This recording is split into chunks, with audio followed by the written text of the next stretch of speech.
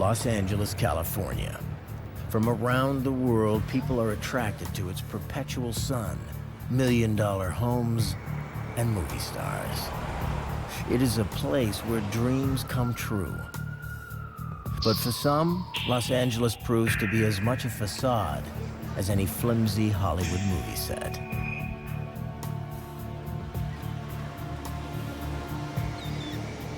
August 17th, 2000. Another beautiful California day. Layla Ishmailova was to pick up her friend Luda. Do you remember? Knowing Luda to be a notoriously heavy sleeper, Layla tries the door. Wake up, honey. It's a beautiful day. To her surprise, she finds the door unlocked. Ты где? Люда? Люда? Come on, baby, wake up. Oh, come on. Давай уже вставай. Сколько можно спать? Кто рано встает, тому Бог дает.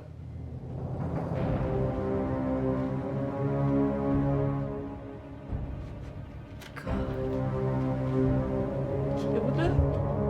Люda, you okay? Люда! Люда, no, please.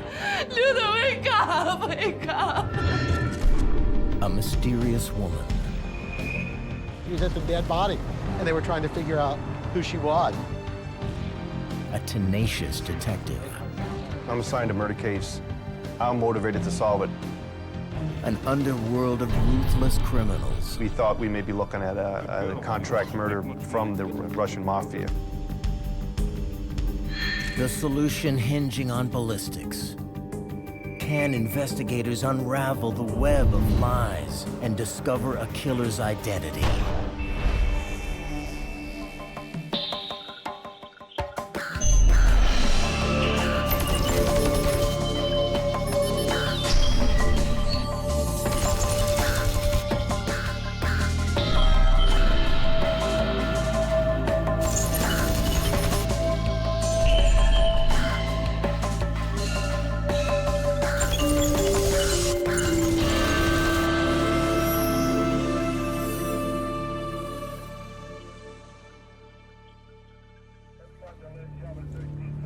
A beautiful woman lies murdered in her apartment. Detectives from the Los Angeles Police Department Robbery Homicide Division wonder who she is and why someone would want her dead. Layla Ishmailova was a good friend of Luda's, and they were supposed to meet that day, earlier in the day, and go to Magic Mountain together. And she had contacted Luda earlier in the day, prior to the murder, and made the arrangements, and later on that day tried to call her again, but there was no answer. So after a number of times of trying to get a hold of her, she decided to go over and see where she is or what happened. Maybe the phone was disconnected. And that's when she discovered her.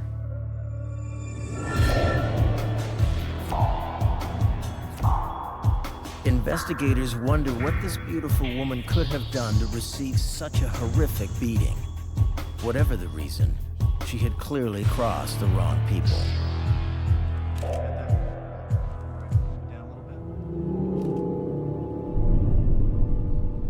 Investigators learned that the victim's name was Luda Petashanko, or Luda as she was known to her friends. Luda had recently arrived in the United States from the Ukraine, where she had left behind her daughter and family. Luda was very close with her daughter, was constantly calling, writing and sending money home to her mother and daughter. Her mother was watching her daughter at that time because she had been separated from her husband. And her goal was to bring her mother, daughter, and sister to this country to live and hopefully have a better life here.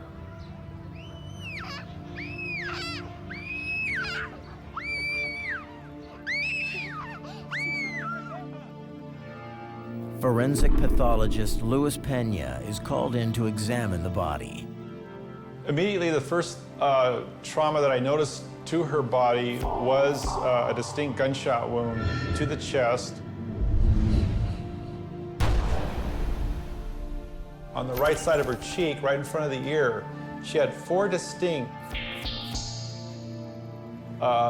linear, I call them, or like a line. There were 4 distinct abrasions that I noted.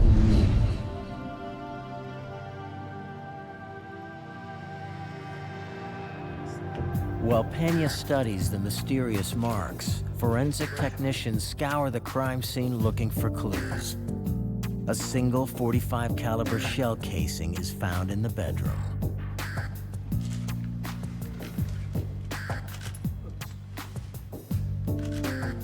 A minute trail of blood is discovered leading away from the body.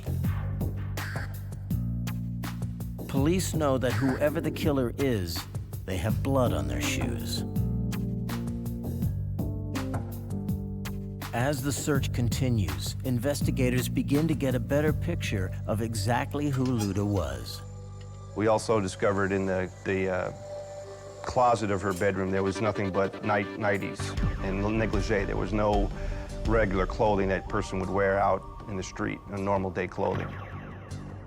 We found a large quantity of condoms that were in a side drawer next to the bed, and which gave us an idea of what her employment was.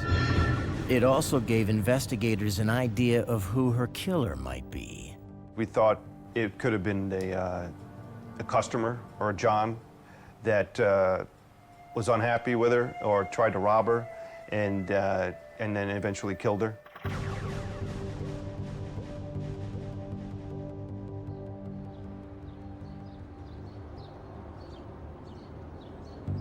Hoping that the building's security camera may have recorded the John coming and going, investigators seize videotape and send it for electronic enhancement.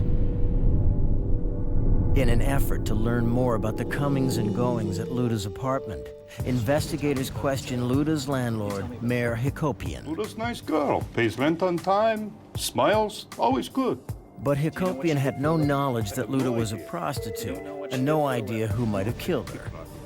Suspecting that one of Luda's regular clients might know who the killer is, investigators decide to put a trace on the dead woman's phone line. But when they contact the phone company, they're shocked to learn that someone has beaten them to the punch. Somebody's already tapped the line? Well, who the hell is it? What do you mean you can't tell me?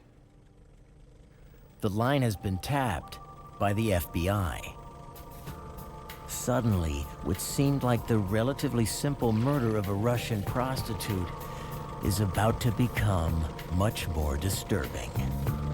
But just how much, Brian McCartan could never have imagined.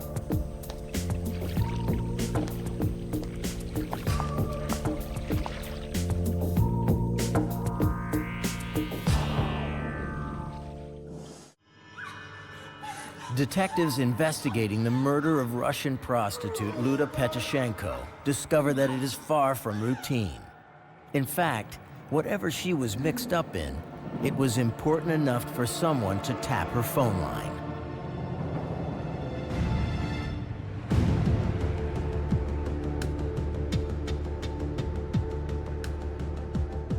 Really appreciate you guys helping us out with this. That someone was the FBI.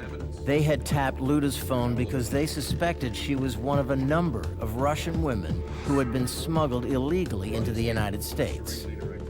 The FBI provides LAPD with surveillance photos of Russians suspected to be part of the huge and well-organized operation, any one of whom could be Luda's killer. It's an amazing phenomenon, this trafficking business. 500,000 women a year from the former Soviet Union flee to the West to become prostitutes. That's just a shocking number. Like so many of these women, Luda had left behind her loved ones for the dream of a better life. But somewhere along the way, Luda's dream had gone terribly wrong. They would start in either Moscow, Ukraine, St. Petersburg. Then the girls would go to an intermediate stop, usually in Europe. Sometimes they would be seasoned by working in bordellos in Czech Republic or in Amsterdam. And then from Amsterdam, they would fly them to Mexico City. Before being smuggled illegally into the United States, the women are taken to a villa the Russians maintain just south of the U.S. border.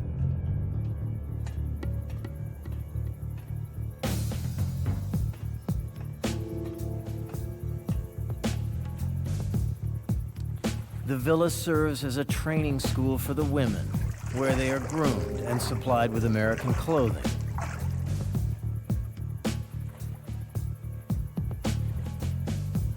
The smuggling operation is headed by career criminal Sergei Mezaritsky. For the naive Luda, the villa is a shocking glimpse into her own future. American.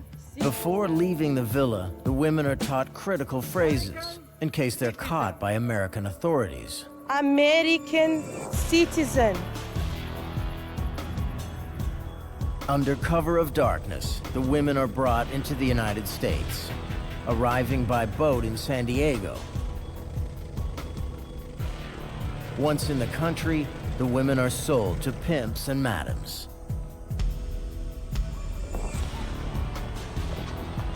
The new owner pays Sergei for all their transportation costs. Now the women are expected to repay that debt. And then some.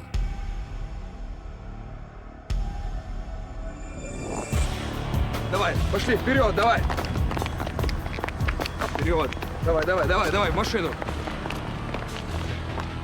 Well, I think most of them owe anywhere from $10,000 to $20,000 that gets them into America, pays their visa, transport, training in Mexico, the sort of risk aversion aspects of avoiding the police and stuff like that. And then they were expected to sort of work as a prostitute for anywhere from 6 months to a year to earn out that $10,000. To ensure the women don't run away, the pimp seizes their passports. The passports will be returned when the pimp is paid off. The girls are then free to go. Or are they? Had Luda Petashanko been killed by her pimp? Dr. Pena? Autopsy findings confirm that the killer meant to do maximum damage. There's some lines on the side of her face here. Look like scratches, but they weren't made. A .45 caliber slug is recovered. It has torn the victim to pieces. It goes through the heart, goes through the lung, goes through the backbone, through the spinal cord, and the bullet ended up in the right back soft tissue area.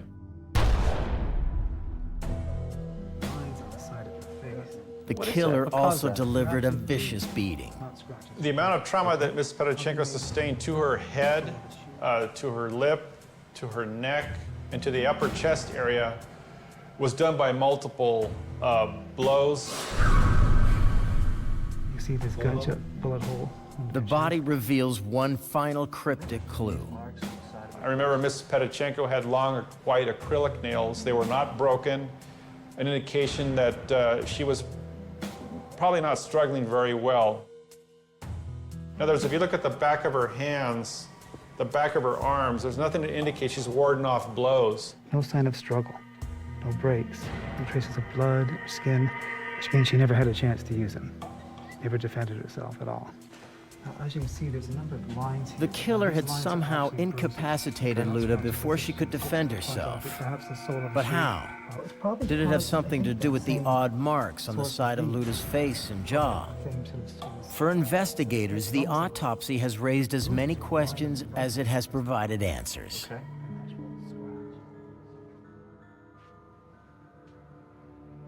With no concrete leads, McCartan returns to the crime scene, hoping to find some overlooked clue.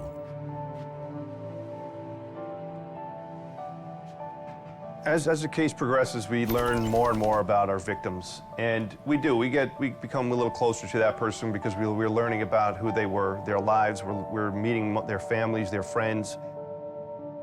We're human beings. We have emotions as well, so we do feel for these people. The more we learn about them. But in order to catch Luda's killer, police will have to descend into the murky world of prostitution, alien smuggling, and Russian organized crime.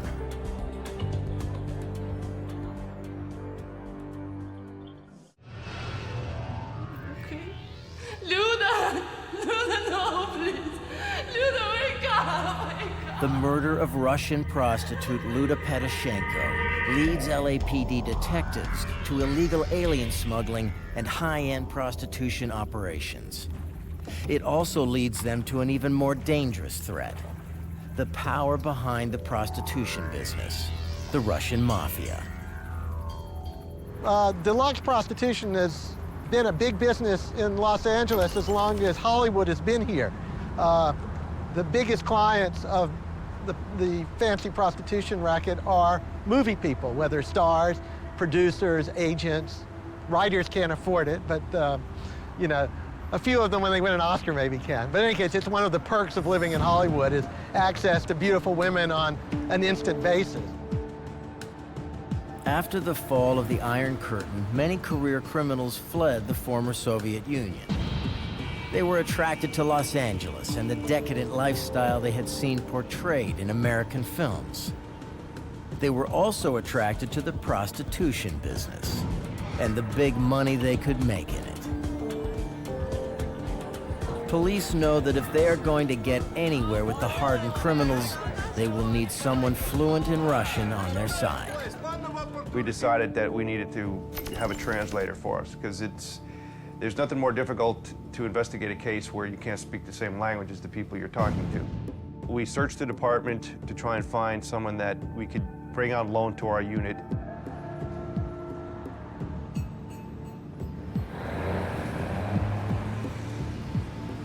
Investigators find their man in David Krumer. Well, I was born in the city of Kiev in the Ukraine. I came here in 1975. Although I came here when I was 3 years old, I still retained the Russian language by speaking with my parents and several friends. The Russian language skills that they needed, I possessed. In addition to that, I also understood a little bit about the Russian culture, being Russian myself, because you have to know not just the language, but some kind of social mores and kind of the attitudes of the people that you're going to be interviewing as well. All right, so just to bring you up to speed, what started off as a murder investigation for us became much more when the With Krumer on board, the investigators begin pouring through new FBI intelligence. It reveals some startling information.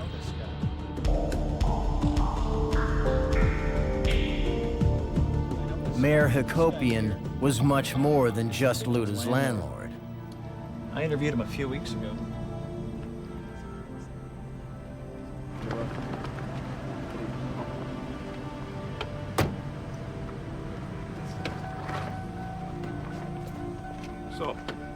Mayor Hakopian was also Luda's pimp, one of the new breed of Russian criminal moving in on the lucrative Los Angeles prostitution business. Whether she liked it or not, Luda was now the property of Mayor Hakopian. Girls, come on, smile. Worst is over. Bad part of trip all done now. There's many very nice men here. They'll treat you very good. Detective, nice to see you. Mayor? With Krumer acting as translator, Mayor is re-interviewed. This time, he cannot avoid the investigators' questions. You lied to us. Not lie. Small fib. Акопян, зачем вы врете нам? They accuse him of killing Luda over some prostitution-related disagreement. You weren't her landlord, you were her pimp. But Mayor insists that he had nothing to do with the murder. Investigators discover that Luda was pulling in big money in the prostitution game. Why would I shoot Luda? She makes money, lots of money for me. I would not kill her. I'm not a killer.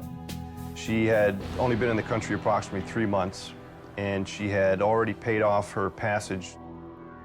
She would make between $100 to $300 per customer that would come to her apartment. Investigators begin to wonder if, rather than being an exploited victim, Luda had actually embraced her new lucrative lifestyle.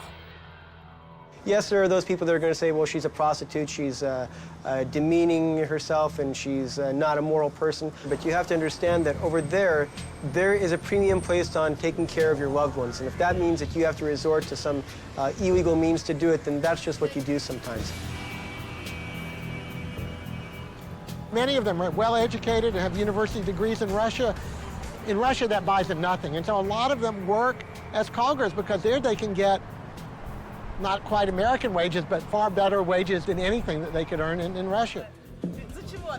So when they come to Los Angeles and they can get $1,000 an hour, even though they have to give it all to the handlers, they see the pot of gold.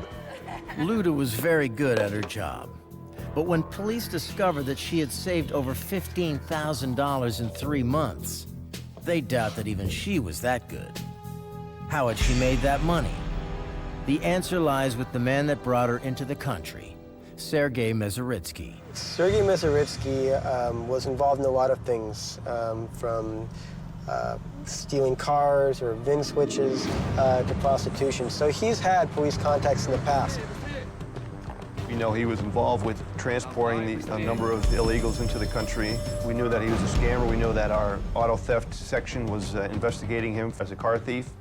So we didn't put it below him to kill somebody. We were able to talk to him, and we kind of explained to him, hey, just help us with our investigation with regards to murder, and, we're not interested in all of your other activities. Is your name Sergei Mezeritsky? Mezeritsky is so confident of his innocence that he even agrees to take a polygraph exam. Luda Petashanko. The focus of the polygraph exam with Serge was to determine if he had any knowledge regarding the murder of Luda. Was he present during her murder? Petashanko. No. Or did he know who was guilty of that? No. Do you know who shot Luda Petashanko? No.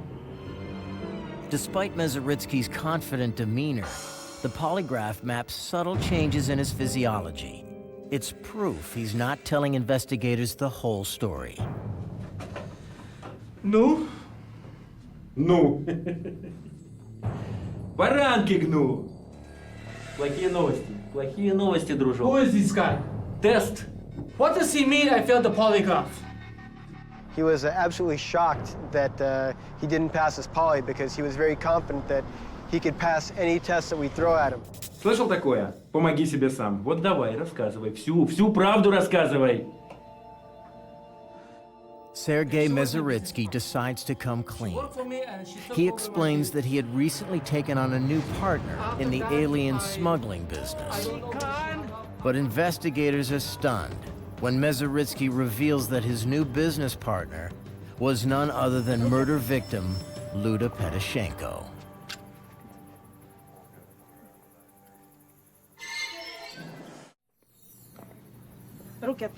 Investigators searching for the killer of Russian prostitute Luda Petashanko are shocked to learn that she was far more than a hooker, that she was actually part of a complicated and well-organized white slavery ring. Her business partner, Sergei Mezeritsky, explains that Luda was tired of being a servant. She wanted to be a real partner in a business where she could make big money, and that business was alien smuggling. Luda's plan interested Sergei. She had contacts back in Russia and could recruit an almost endless supply of women. Sergei could supply the transportation Luda needed. It was a win-win situation. Once in Los Angeles, Luda showcased the girls for prospective pimps and madams.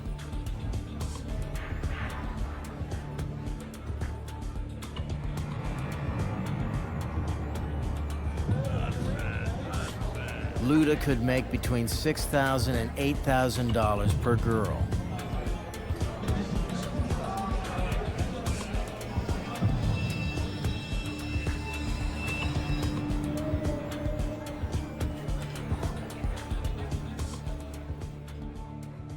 Police tracked down one of Luda's girls. She explains that after being sold to a madam, she had refused to prostitute herself. I don't want to be a prostitute anymore. The angry madam sent her enforcer, a man named Armenian Mike, to have a chat with her. And he was there to more or less pressure her into working and doing what she was supposed to.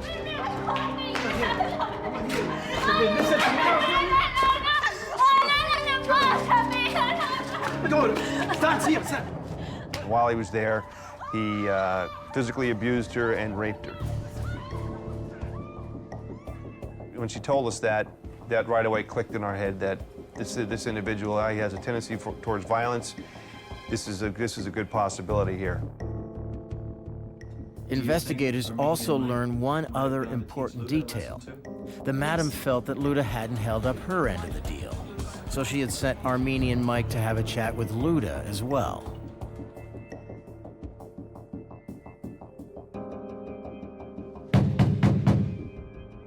Armenian Mike.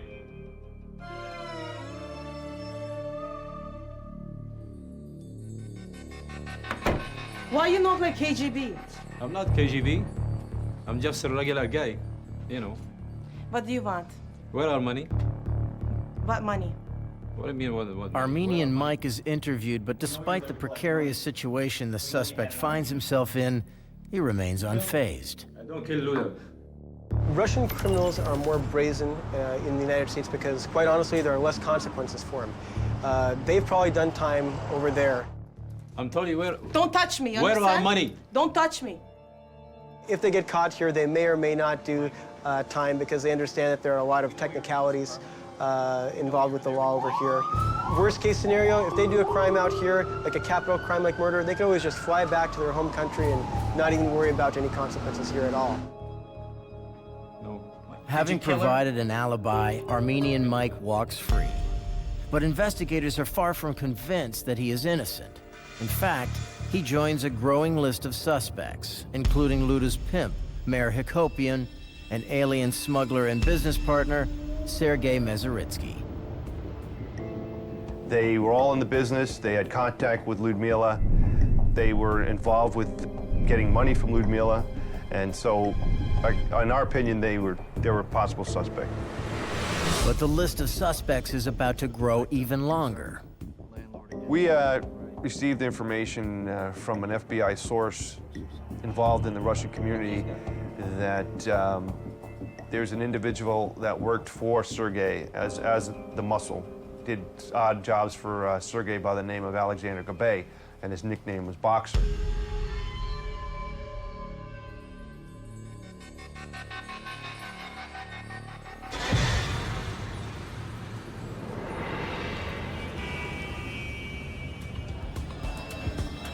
The FBI's informant had been drinking with Gabay, who was heavily intoxicated.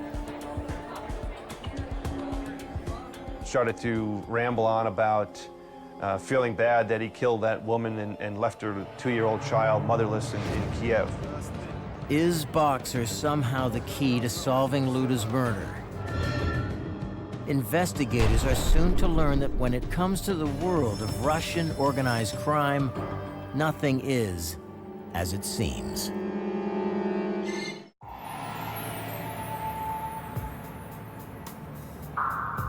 After days of intensive investigation, Los Angeles detectives now find themselves with 4 suspects in the murder of Luda Petashanko. Her pimp, Mayor Hakopian, alien smuggling partner Sergei Mezeritsky, Armenian Mike, enforcer for an angry madam, and Alexander Gabay, also known as Boxer, who worked as muscle for Mezeritsky. As investigators look into his background, what emerges is a picture of a man unlikely to be a murderer. Yep, right. Alexander Gabay came here, I think, in his late teens, went to some American schools, got an engineering degree, architectural engineering degree, was a smart person, wasn't some uneducated idiot off the street. He had a job, he had his own business where he would design, architecture design for different companies. He was like a subcontractor. He was a welder. He welded art for him. Alexander Gabay got the nickname of Boxer because, as it turns out, he had done some fighting back in the former Soviet Union.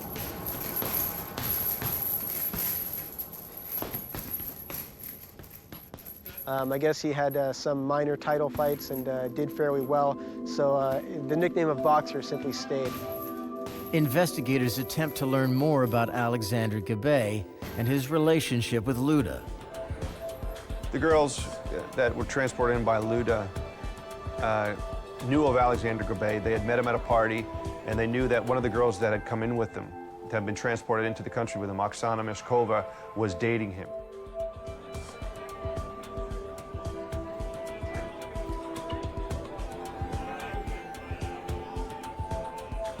What we know for certain about Oksana Meshkova is that when she was brought into the country, she was a little bit heavier, not quite as attractive as some of the other girls. А ты куда смотришь? А ну-ка смотри сюда. American citizen. Что, не слышишь меня, ага? Не слышишь? Ты что, дура? Police learned that Luda had several run-ins with Oksana. Some of the other pimps and madams, they didn't want to take her off of our victim's hands. There was even some talk that Oksana refused to prostitute herself out, even though she kind of knew that that's what she'd be expected to do when she got here. By refusing to work as a prostitute, it meant that Oksana had no way of paying Luda back for the cost of transportation. Как ты работаешь? I don't work for you anymore. What do you mean you don't work for me anymore? It also meant that Luda would be out thousands of dollars. Put your hands on me. Investigators wonder if Oksana killed Luda to escape paying her debt.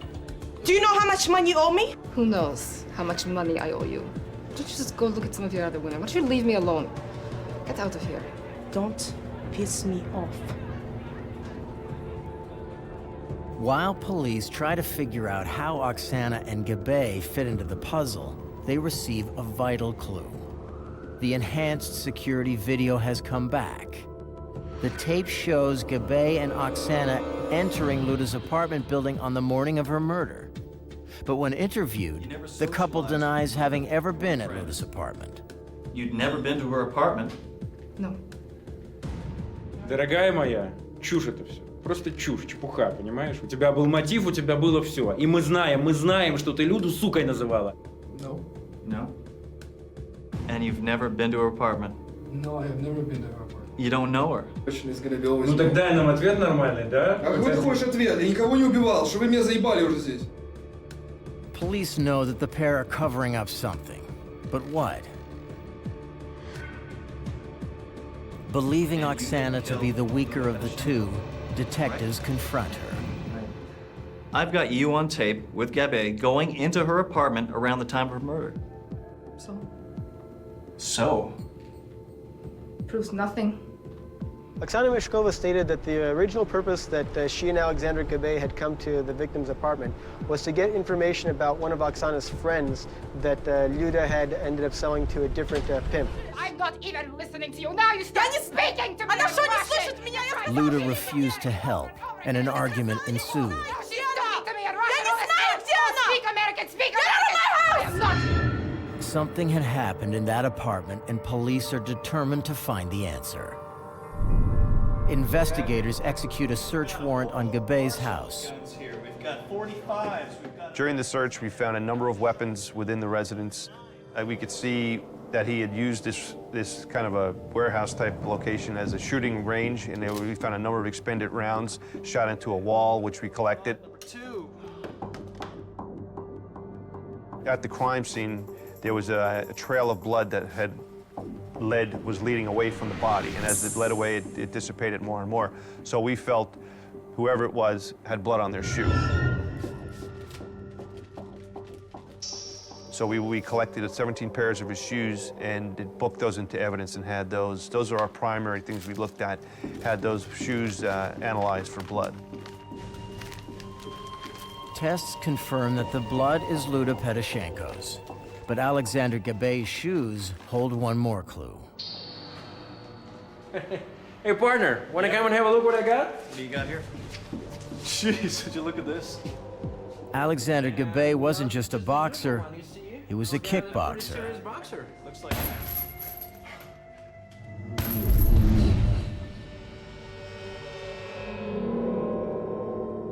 We looked at the shoe and saw a pattern. Повернись ко мне. Thought about the victim's face and the striations and the pattern on her face, and we believed that that was from his kick. He kicked her on the side of the face and the neck, which left this sort of pattern that in our opinion, matched the shoe. To investigators, it now seems clear that Gabe had badly beaten Luda.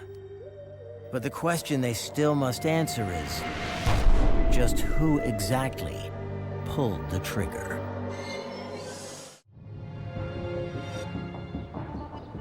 Enhanced video footage proves that Oksana Meshkova and Alexander Gabay were in murder victim Luda Petashanko's apartment on the morning she was killed.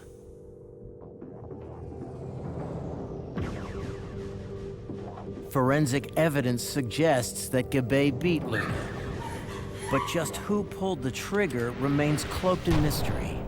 Oksana had as much reason, if not more than Gabay, to see Luda dead.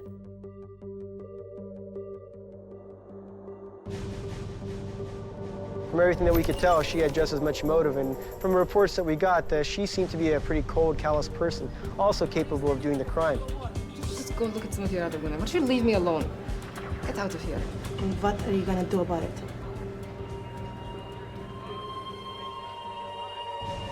Suddenly, Oksana has an unexpected change of heart. Go to Luda's apartment. She was not willing to go to jail the rest of her life. She's 23 years old, or 24 years old at this time. And she got a taste of what LA County Jail was like and realized this is not what she wanted. You're a very young woman.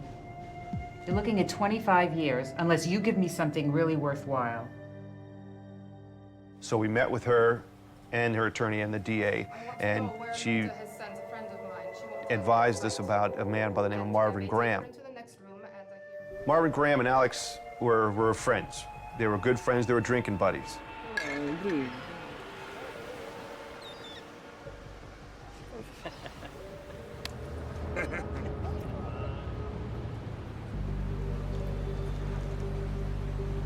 Oksana reveals that on the morning of the murder, Graham had driven the couple to Luda's apartment. He waited in the car while they went inside. He, in my belief, was unaware of the fact that there was going to be a murder or they were going to shoot anybody. Right now, where is the girl? Я не знаю, где она, что я тебе сказала! Я не знаю, где она! Speak American, speak Get out of my house! I am not leaving your house! I am not leaving your house! Get out of my face! I don't care what you do to her! You can kill that bitch! Сука! Давай, Оксана, пошли, быстрее. About 20 minutes later, they returned. Oksana got in the back seat, Alex got in the front, turned to Marvin and said, I shot her. I had to shoot her. And then they left.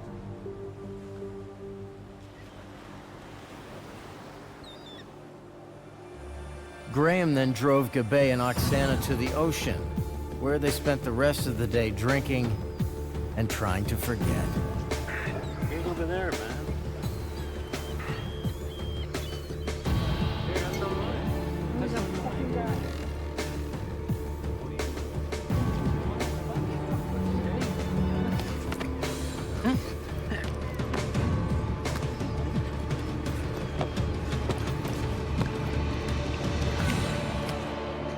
Gabay then asked Graham for a favor. Gabay has taken the murder weapon apart. He keeps the barrel and gives the rest of the gun to Graham, who is to ditch it for him. To ensure that the gun cannot be traced, Gabay destroys the barrel. But Gabay has made a fatal error. Instead of disposing of the murder weapon, Graham has kept it. Facing accessory to murder charges, Graham hands investigators the remains of the .45 semi-automatic murder weapon.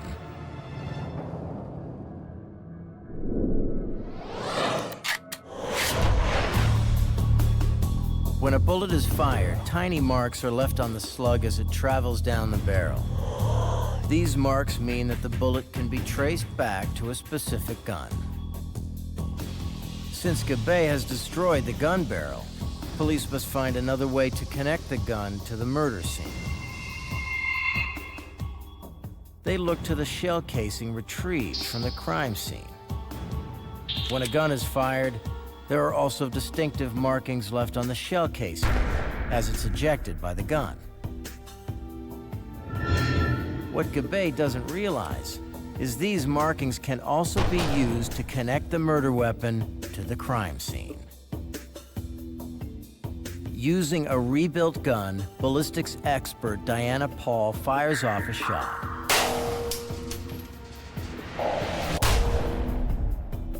The cartridge case is collected and compared to the cartridge found in Luda's apartment. The first thing that we would look at is the breech face impression.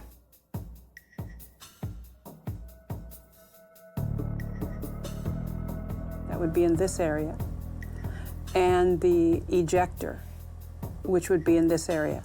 And those two marks allowed me to connect the evidence cartridge case, the evidence from the murder scene, to the gun connected to Gabay. Alexander Gabay is arrested and stands trial for the murder of Luda Petashanko. My strategy was to try to keep the focus on the crime itself, on the murder, without getting into too much of the extraneous other crimes that may have been associated in terms of the white slavery, the smuggling of women to the U.S., the prostitution, the pimping and prostitution that was going on around them, but that there was a murder. It was sort of a personal murder. Everybody testified. Oksana testified, the driver Marvin testified, the DNA people, the ballistics people, all those witnesses were at the trial. But at the trial, Gabay still has one surprise up his sleeve. Gabay's defense was that Oksana did it, he didn't do it. It was a total he said, she said. He blamed it on her. Gabay insists that it was Oksana who pulled the gun from her purse and then shot the helpless Luda. Gabay says that he only told Graham that he fired the gun in order to protect Oksana. But once again, forensic science reveals the truth. Problem was that in the videotape showing them going in and out of the apartment building, there is never a purse. In fact, she's dressed in a very skimpy spaghetti strap top or shirt, and there is no purse in that video. And so he made a mistake, and it cost him. He made a mistake because there is no way she could have been carrying the gun.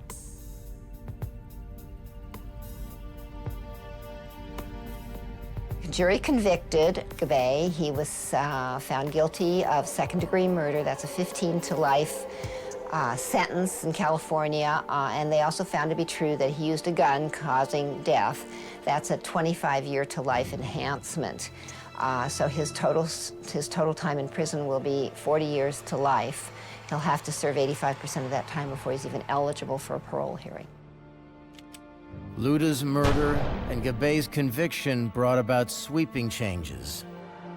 Once Luda was murdered and a spotlight was shown on the Russian prostitution business, the Vice Division of the Los Angeles Police Department decided we better crack down. And once they started looking, the pipeline from Mexico dried up. Women stopped coming because they want to come here and get arrested. They really defanged the prostitution business in Los Angeles. They scared all the Russian mobsters here out of the prostitution business.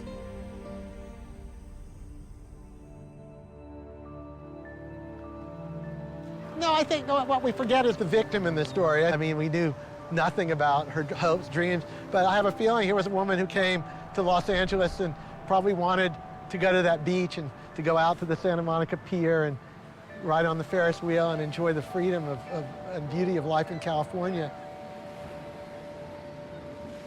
California had so many promises for everybody else in the story, and for her, Los Angeles, California, America was not the promised land.